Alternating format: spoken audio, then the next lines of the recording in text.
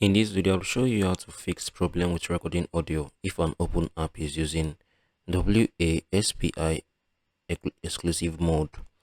To change it to share mode, so I'm going to show you what you need to do. So if you recorded a long session and at the end of everything, like nothing really worked, make sure you watch what I'm going to show you. Make sure you follow everything step by step. So click on this start tab, come on here, type in control panel. So make sure you follow every step I'm going to show you. So once this has opened up, just wait for it to open up. So this is it. So click on hardware and sound. So click on change sound system. So what you need to do now, click on playback, select speaker, click on properties.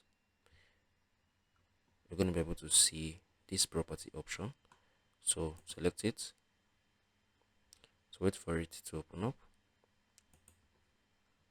So once you have checked it, click on advanced. You're going to be able to see exclusive mode. So this is what is causing all this. So disable both of them. Once you're done, click on the apply. Now record the video again.